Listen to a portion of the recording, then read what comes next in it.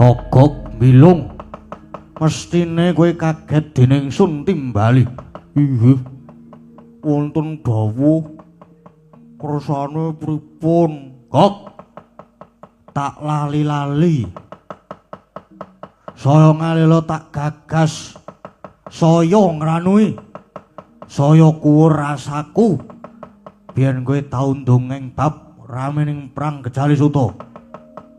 Gejali bapak Suta anak. Tegese niku perange bapak karo anak. Yo, tansah gawang-gawang ana padone netraku. Sedane Rama Prabu Stijo Boma Narakasura. Nggih. Nang kula rak tau crita to.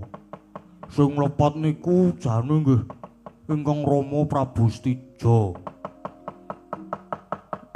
Neng ora iso tak kipatke saka wewayangan Gok. Nggih lumrah mawon wong sampeyan ki putrane. Nang sing lepat niku anak wani karo wong tuwa niku jenenge anak Durhamam anu durhaka. Nang sing luput Eyang Prabu Ndwarawati, Prabu Kresna niku ampun diluputke. Merga niku Wisnu sawantah sing njajake adil lan bebener. Yo, ning sing miwiti mbibiti perkara sapa? Ora ana liya, ya kuwi Paman Parang Garuda, Paman Samba Wisnu Brata. Wani gonjak karo Ibu Dewi Agnyawati mula ralidha ujare wong adaplok. Banjur ku andane Paman Samba. Dening Rama Prabu dijuing-juing, disebet-sebet, dipoteng-poteng nganti tanpa ngukup, tanpa wujud. Nek niku kula nggih ngerti, kula ngertos. Pancen sing luput Raden Samba Wisnu Brata. Merga pancen Raden Samba wani Selingkuh. Halo. apa? Selingkuh. Selingkuh karo Mbak Yune Ipe. Lah niku ning sasampune Kaya ipar adalah maut. Kuwi nonton kaya ngono to, Lung. Nonton apike. Apik tenan. Sasampunipun ngaten wong Rama Prabu Stijo banjur wani kalih tiyang sepuh niku lepat. Cobi to. Saniki tak caosi gambaran. Critane jaman negara Lokapala riyen Prabu Danapati tahe Prabu Danaraja niku riyen kesengsem kayumyun kalih putri Ngalengka putrane Prabu Sumali naminipun Dewi Sukesi kaya Dewi Sukesi kaya ngapa tresnane ning Dewi Sukesi duwe penjaluk. Sapa sing iso medharake sastra Jendra Hayuningrat Pangruwating Diyu niku sing ajeng disuwitani. Lah Resi Wisrawa nggih bapakne Danapati nglamarke teng Ngalengka. Nek jane nglamarke anake lanang nang gandeng weruh Sukesi ayu njur dipek dhewe. Lah kena dipek dhewe. Lah kaya ngono semluhae. Semluhe. Niku sepinten muringe Prabu Danaraja ning nggih boten wani kalih wong tuane dhewe mongko genah niku calon bojo dipek dhewe karo bapakne. Nggih. Ibarate gula batu wedange jahe. Calon mantu digaglak dhewe. Manuk menger susuwe dawa oleh sing anyar njur lali karo sing tuwa. Oleh majar kuwi saka ngendi to, Lung? Saka nonton ipar adalah muat. Sinden adalah maut, aduh. Ora sembrono to, Lung, kowe iki, Lung. Ku tak badati lho, Lung, susu. Wah, kejem aja. Kukuske liwat sisan. Ah, niku wau. Mongko tumrap lelakon perang Gejali Suta. Sing salah niku rak Raden Samba sanes Prabu Kresna. Lah, engkang Rama Prabu Stijo ampyah awur-awur nyerang tanpa nganggo tatanan luwih-luwih Stijo wani lan gawe larane Raden Janaka Mongko sinuwun Kresna niku yen karo Janaka lan karo Raden Arjuna tresnane kliwat ukur. Merga niku sami-sami titi sing Wisnu.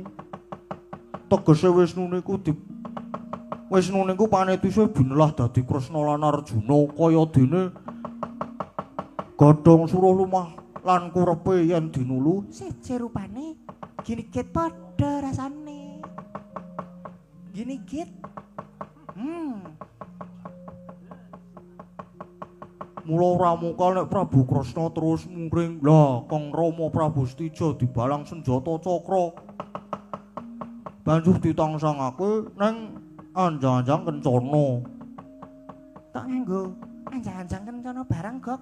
Lah ya merga Stija ki duwe aji Pancasona. Pancasona apa Pancasona? Pancasona ya kena, Pancasona ya kena. Pancasona kuwi panca lima sonya sepi. Jroning sepi ana daya kekuatan ingkang tuwuh saka gegetering cipta ngono. Lah nek Pancasona? Pancasona ki panca lima, sona ki Apa ta? panca ki lima, sona ki kirik. Tegese Prabu Bima ngingu kirik 5. Kuwi aneh lho. Wis kono mulai wae kono mah. Ya aja ngono. Kowe mono.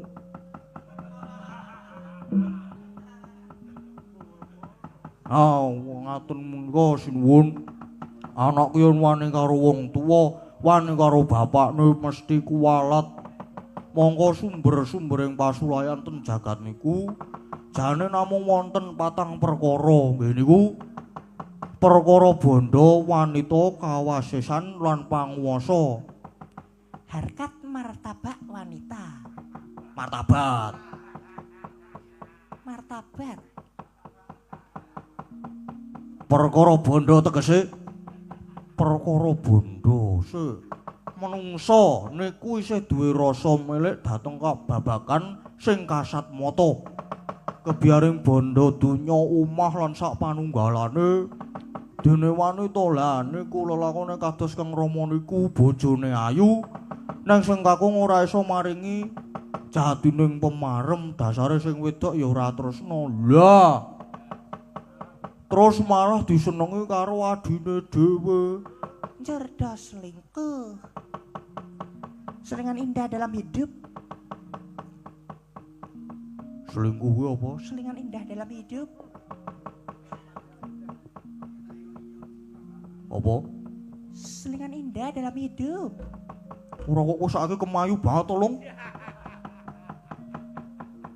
Mulai kono yo. Wis togok dhewe, bilung dhewe ngono wae. Kuah aku.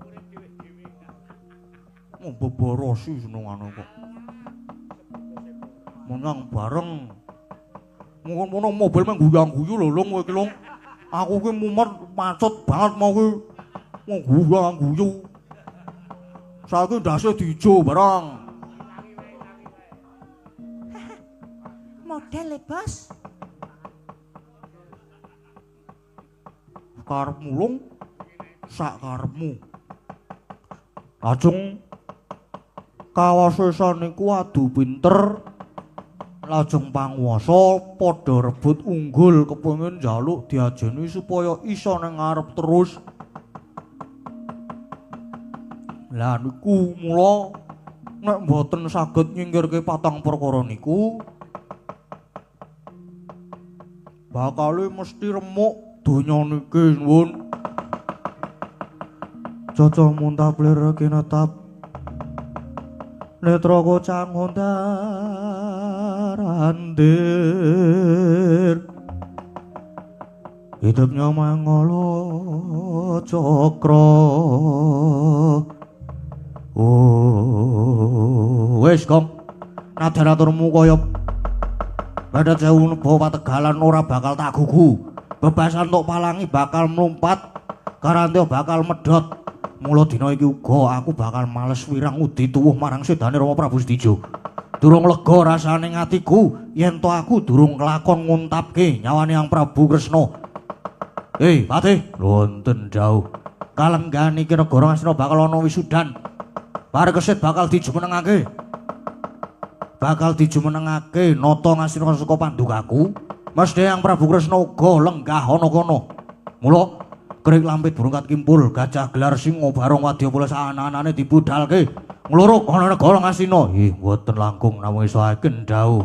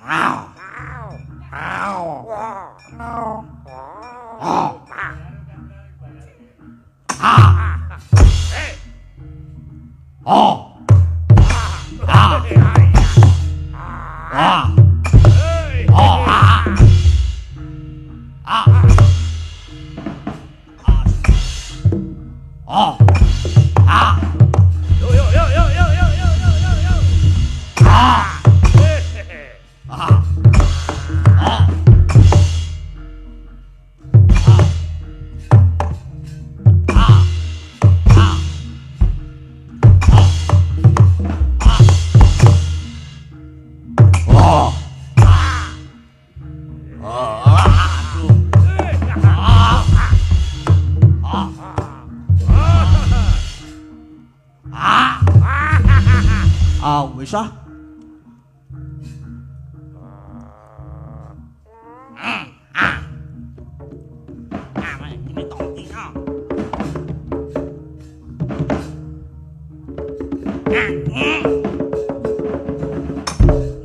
Wakno amno. Wah iki yo. Nandu pun nomornya iki. Ah. Ah. Ah.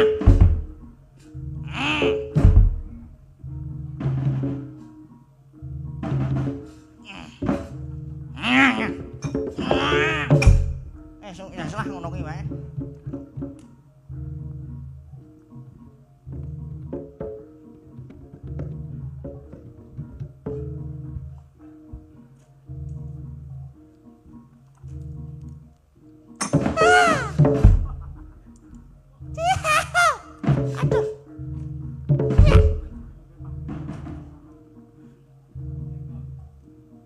Oh.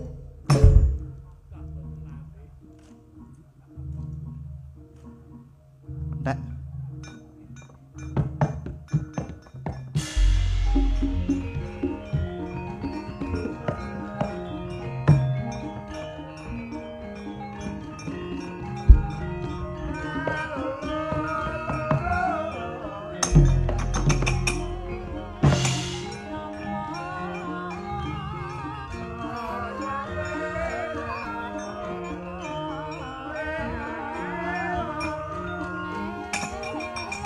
Wah.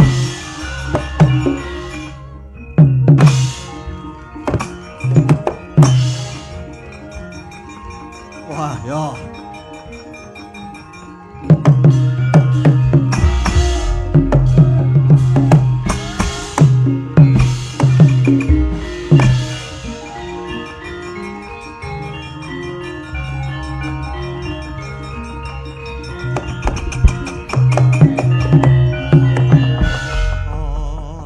Dongeng tente si panunggal paten ana panunggul apa dosane dosa ngungku lesa somo aja dindak kualat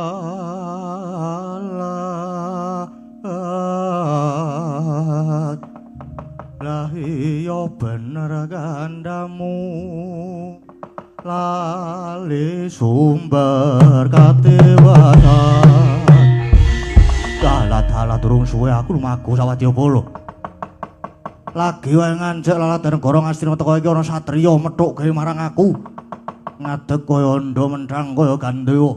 Wah, mripate mandeng karo aku tanpa kedhep. Brengose sakepel sisih diplintir-plintir. Aku sapa? Takon marang aku. Raden Jaya Sanga-sanga. Sanga-sanga. Wah, iki kuwi. Yo, tapung kaya aku prajurit saka negara Traju Trisna. Aku tumenggung Pawira Yudha mlebu ing negara Ngastina. Nganti Wadyabala gelar sepapat. Yo, merga aku mundi dawuh Ratu Gustiku Prabu Sawarka supaya goleki nata Ndwarawati Prabu Kresna kuwi dianggep lilip. Mula bakal dikrenah patine. Ayo, kowe sumingkira ulap-ulapan sing dadi wuwusmu. Terus mapathok. Mata mloro ora ndedelok. Apa ora ngerti yen Sanga-sanga iki anak Raden Setyaki. Kowe bakal ngajab cintrakane pepundhenku Prabu Kresna. Sanga-sanga kang bakal mepalangi babu ngemping loro nggih Cahpati. Wani dening aku, apamu sing tau teni. Ora minggat saka ngarep aku tebak dadamu kene marganing patimu. Maju tak kendhangi.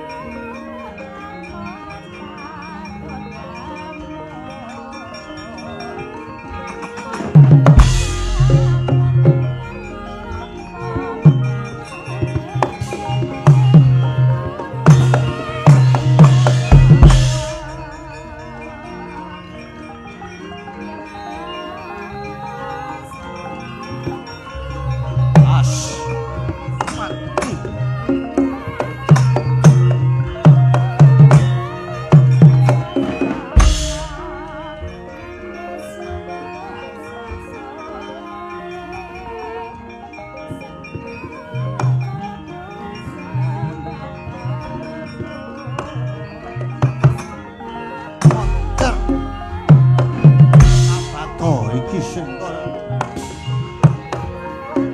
Mutiar. Tanda.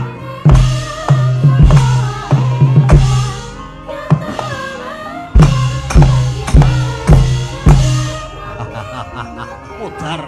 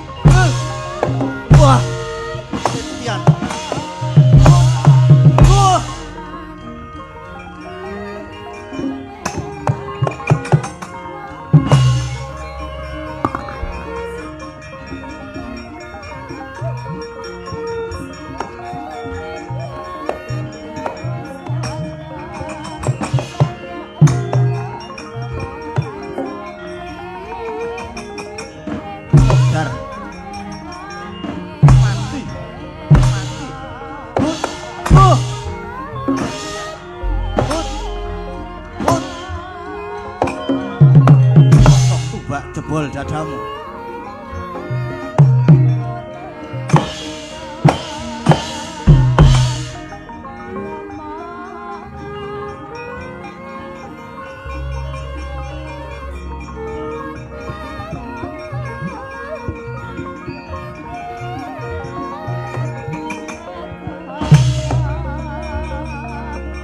As, ojo itu.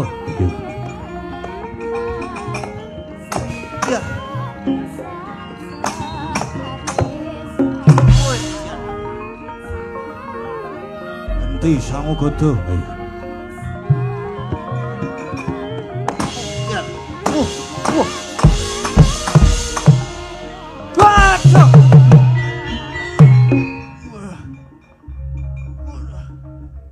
Mati ya.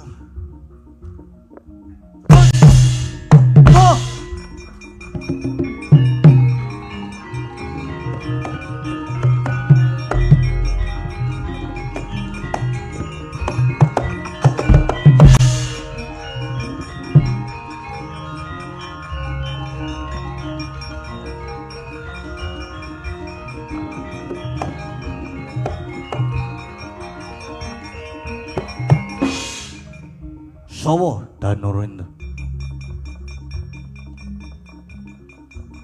Mati.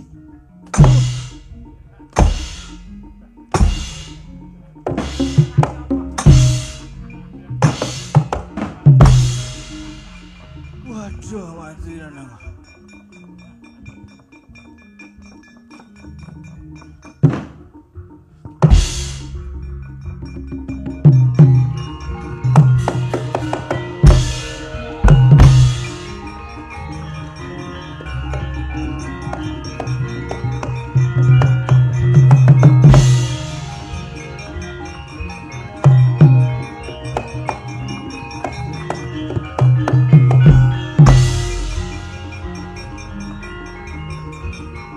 Aku dingengehi.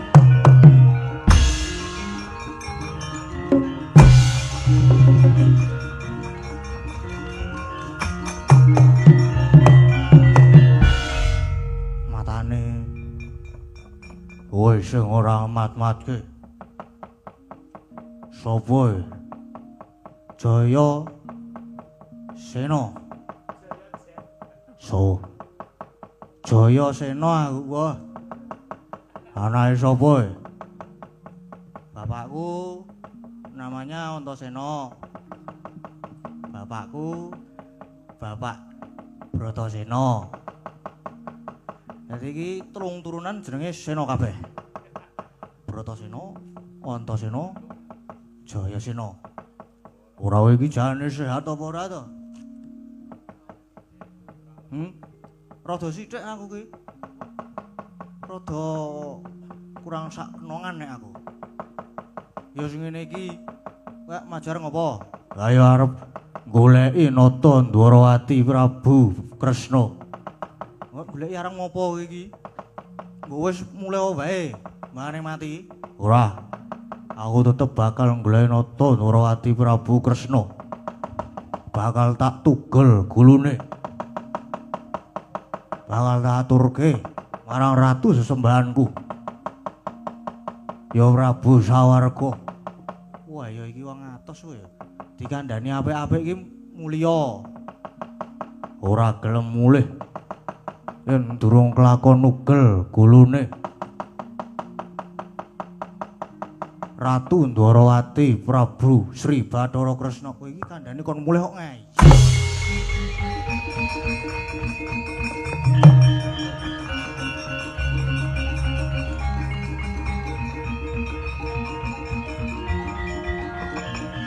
Wah.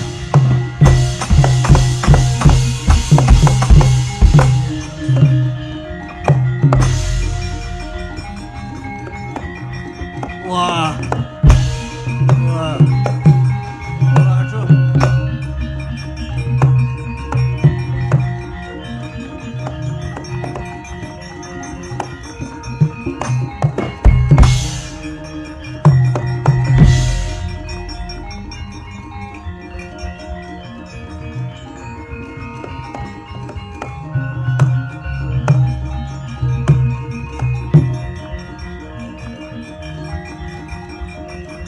Wah, gak salah.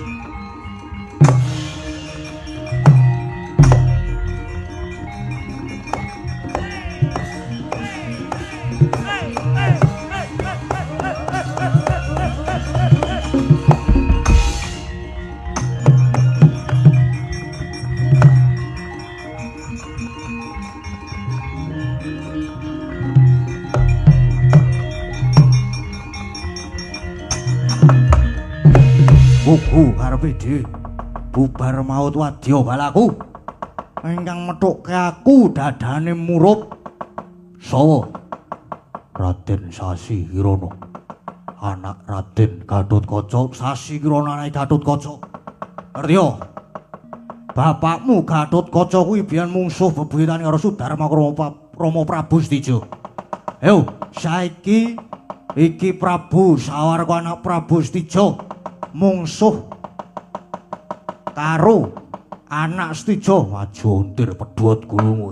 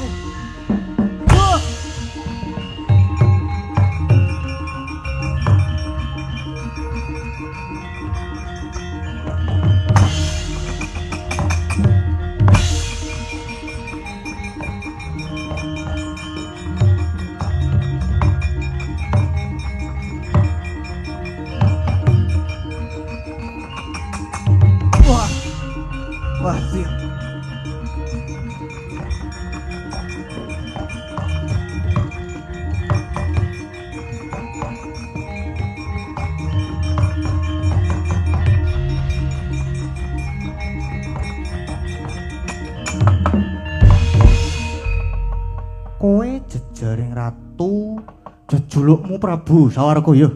Nggih, panjenengan yang kula Prabu Kresna.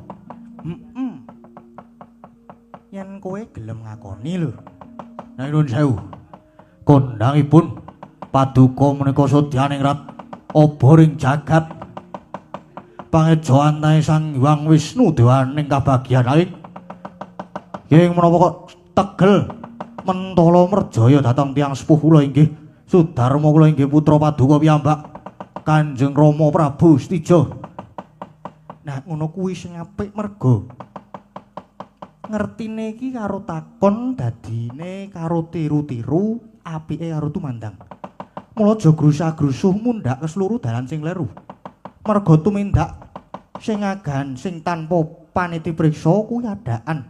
Sok getun gedhuwung tiba mburine.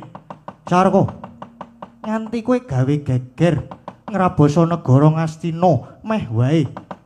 Glandang carang saka pucuke. Merga kowe ora gelem takon yen kowe mbelani karo Stija kuwi apamu to? Lho, cetha menika tiyang sepuh kula. Menika sampun cetha. Sudarma kula inggih ingkang ukir jiwa raga kula kosik. Jare sapa? Sing kandha sapa? Jare sopir-sopir.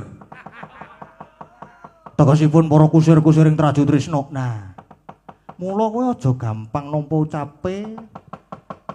Para ambek wadul kabeh kudu diglejah diteliti kanthi permati. Kowe tak dongengi ya Sawarga. Stija kuwi woh katresnane Pulun Bathara Wisnu patutan karo Bathari Pertiwi. Peputra loro ya kuwi Stija lan Siti Sendari lah. Gandeng Sang Hyang Wisnu kuwi manitis karo Raden Narayana. Stija banjur ngawu-awu Sudarma. Barengi nalika samono ana kraman Nalendra Surateleng jejeluk Prabu Bomantara. Sing nalika semono Narayana gelem nampa switane Stija nanging kanthi sayembara.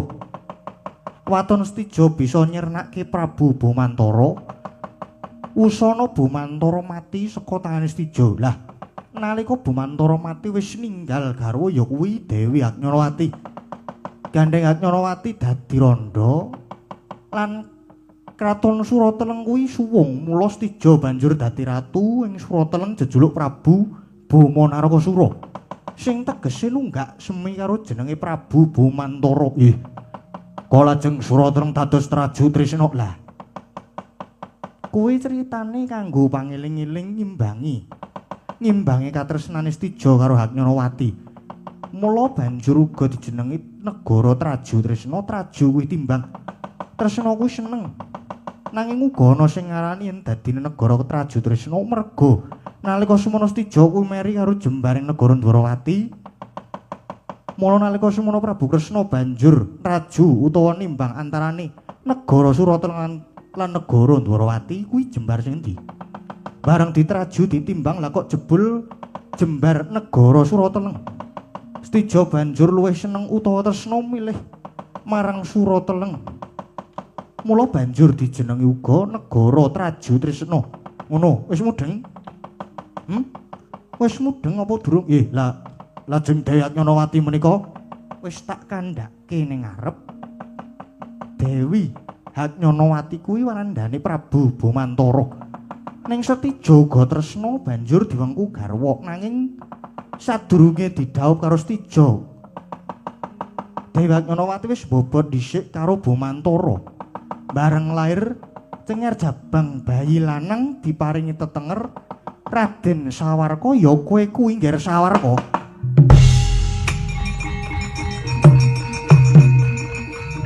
Waduh. Lajeng ya.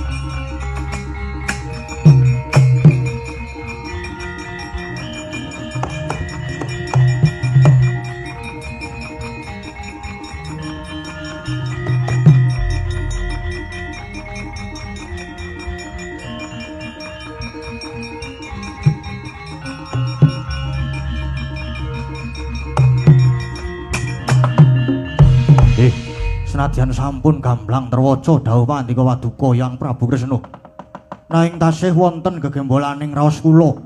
Nyatanipun Paduka tega mentala nyedani Rama Prabu.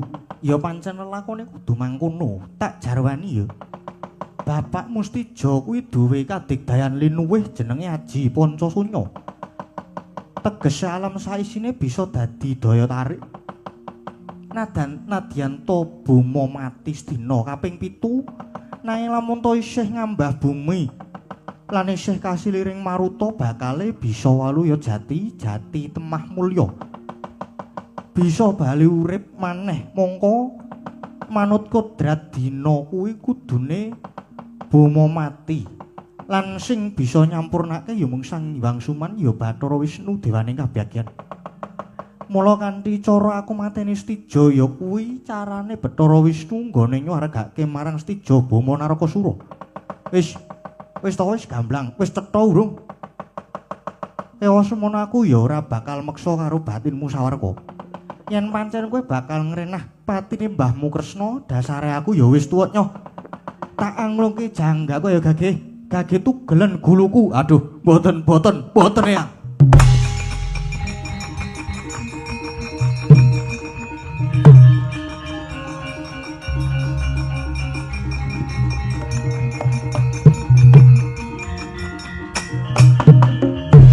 Aduh, Kanjeng Eyang. Kula boten wantun kaliyan Eyang Prabu, malah wonten lepatipun ingkang wayah pun Sawarga. Nyuwun gunging samudra pangaksami. Yang lan malah keparenga kula badhe manunggal dhateng sederek-sederek kula para wayah Pandhawa. Kanjeng Eyang, ya reh ning kowe wis ngakoni kabeh luputmu. Wis tak ngapura malah prayogane ayo. Tak kanthi sowan ngersane pepundhenmu lan Sawarga manunggal karo putu-putu Pandhawa.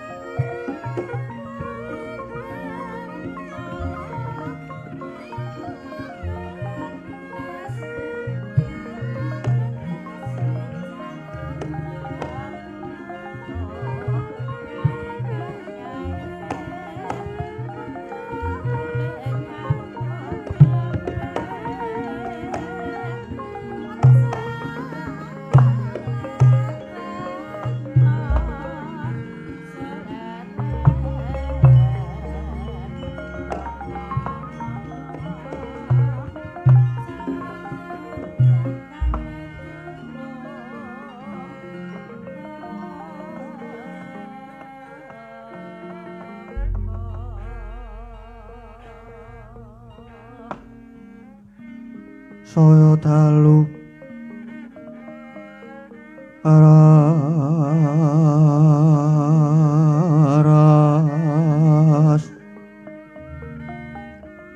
apyor sorot lintang bangku madap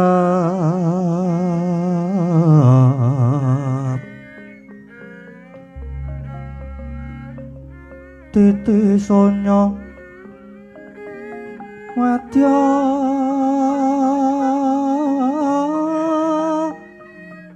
ratri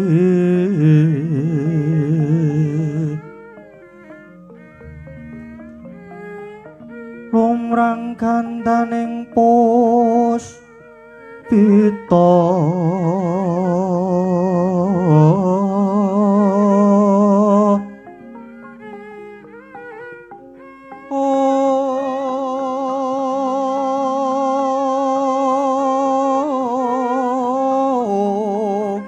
karenggiwan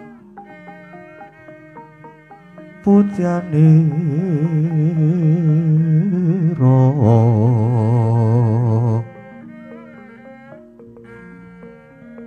sang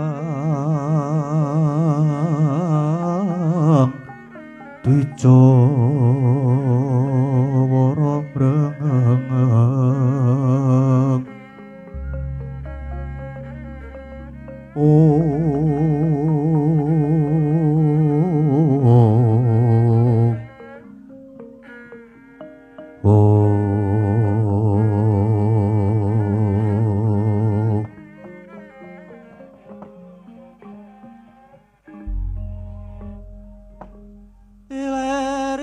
iler-iler tandure wasumiler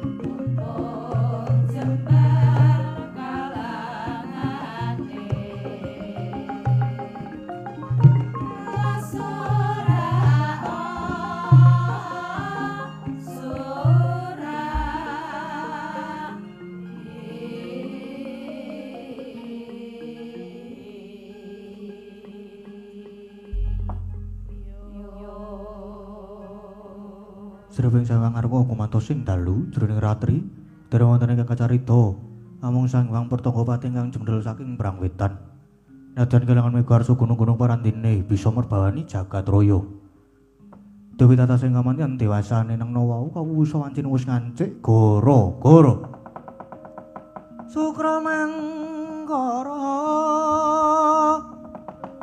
tumpak mendo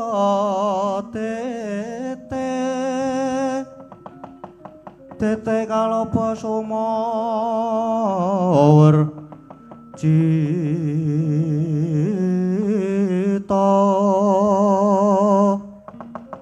anggara rakata Buddha Maesara Patimintuna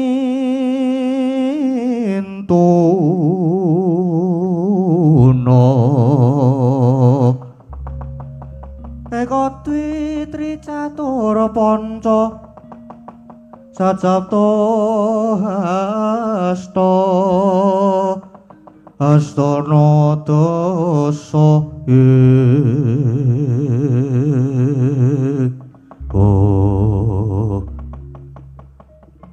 Gara-gara gara-gara Jawa Timur keliran sak namurung mati mijilira parapat punakawan Lurah Semargaring Petrus manuk Lurah Bagong ingkang sami gogo jaga madyaning ngoro rombo alon arire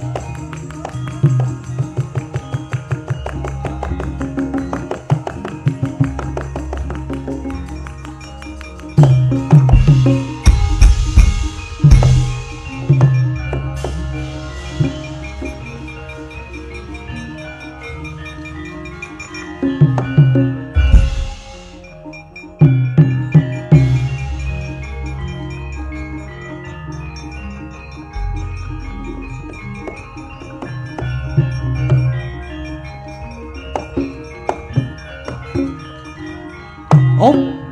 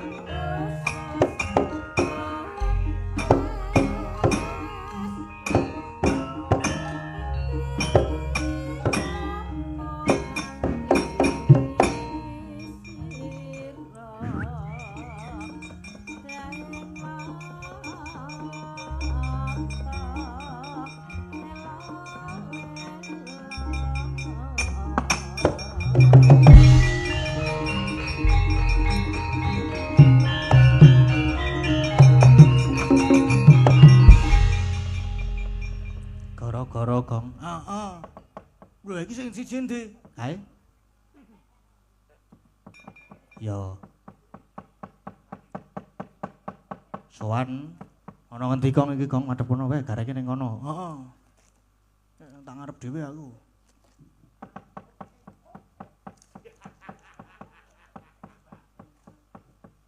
Iki nek dadi perane Petruk terus ngundang tetep Kang Gareng. Masa arep Mbah. Lagi iki lho aku metu anyep. Wah, dasare wone aso suwe kemrenyes kaya main ning jero kulkas iki. Nggih maklum Mas wong Semarang iki kota pantai panas dadi sapa mriki kademen kula. Nggih. Lah sami kula nggih kademen iki kula pun kepoyok niki. Heh? Limbukan wae lho kepoyok kula niku. Waduh. Lah sing nom kok klepe wis rusak. Napa? Ayo dimpet. Lah nek ora tak ampet tenan metu ket mau to. Wah ya. Aku iki mongko sok-sok ora iso ngempet lho. Wong pantangane dalang ya salah sijine kuwi kok. Kene iki wancine gara-gara ta iki? Gara-gara ngono iki pisan. Tak kira lali ra nggo gara-gara. Ora mau ya. Biasane yamene iki aku wis mulih lho iki. Iki kok lagi acak gara-gara. Ha biasane iki ra biasa. Kabeh iki beradaptasi. Nggih. Jadi tidak boleh ego disingkirkan, kita adaptasi dengan apa yang ada. Nah, itu. Goro-goro. Nggih. Goro-goro ki gotong royong, gogoh-gogoh rasa. Gotong royong gogoh-gogoh rasa. Rasa dadi Aku wancine wong gogoh liyane kok. Apa? Nah aku senengane gogoh-gogoh liyane. Oh mulane ya ngompol kuwi kok. Gogoh iwak barang ngono kan ning kali. Oh gogoh iwak nggih. Nggih nderek wungon kok Mas. Nggih. Nggih nderek wungon anggenipun ingkang kagungan kersa tasakuran putranipun dipun supitaken. Nggih. Wah ya abote duwe anak, tujune anakku ki cewek kabeh. Anakku ki cewek loro kabeh. Piye to? Kok cewek loro kabeh? Loro cewek kabeh. Nah, kuwi. Angger samene iki butek kene iki. Dadi cewek loro cewek kabeh. Nggih. Dadi ora tau nyupitke kaya panjenengane Pak Eko iki. Lah nek ngono jenengan mohon supit meleh, Mbah. Apa? Supit meleh. Ah disupitke percuma ora berfungsi. Wo. Ya ning kaya kari delok mungsuhe. Ora iki ngrembug bab anak kok Mas. Nggih. Kenapa panjenengane Pak Eko ki apa syukuran nganti kaya ngene iki ya mergo anak. Nggih. Kowe ngerti tegese anak, bola-bali wis tak utarakan. Napa nek anak? Anak kuwi ANAK. A kuwi anugerah saka sing gawe urip. N Nantinya sebagai penerus garis keturunan. A. Akalnya harus kita isi dengan ilmu yang berguna. K. K. Kolbunya juga harus kita tata dengan norma-norma sopan santun yang ada di kehidupan ini. Waduh. Top. Jadi anak ki aja diculke maneman penerus garis keturunan kok. Aku ki bangsa uncek-uncek wis pokoke iso pokoke. Wis kowe njaluk tak unceki apa? Tak uncekane. Aku ya kerep ngonceki. Sop apa? Sing mbok unceki apa? Buah-buahan. Yen aku rasa dadak diunceki. Lah nek ra diunceki terus kepiye? Wah, wis mbuh piakale. Kok rembug kok tekan didi? Asem ra apa-apa ya malah gayeng kok. Wong iki alam-alaman, iki lek-lekan alam-alaman ngudal kawruh, adu pengalaman. Yen bab pengalaman mungkin kowe karo aku kalah akeh mergo laire dhisik aku. Nggih. Dadi ambak-ambak dalang kuwi sebagai pimpinan ning ya aja nganti alergi tumrap anak buah sing luwih pinter. Ngono. Dadi dalang ki memang tegese ana. Dalang. Dalang ki dalam bekerja menjadi seorang pemimpin pagelaran wayang kulit. Lang kuwi langkahnya selalu diikuti oleh anak buahnya, Yoga lan Sinden. Kuwi dalang. Niyaga. Nggih. Niki niatipun nderek ngregengaken pagelaran wayang kulit. Ya ki yasa iringan murih saenipun pagelaran wayang kulit. Go ki go.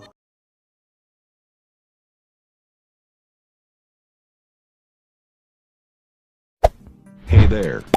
Subscribe to my channel. And also press this bell icon.